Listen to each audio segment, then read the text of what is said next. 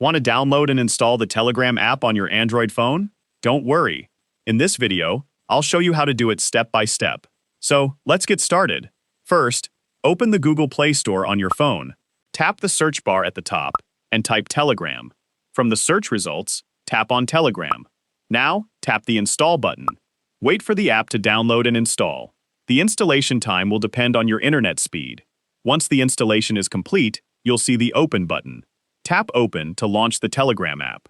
If you don't want to open it right away, simply go back to your home screen or app drawer, where you'll find the Telegram app installed. Now, tap on the app to open it.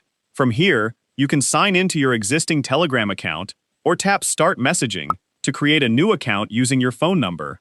That's it. You've successfully downloaded and installed Telegram on your Android phone. If you found this video helpful, don't forget to like, subscribe, and hit the bell icon for more practical Android tips and app tutorials. Thanks for watching, and I'll see you in the next video.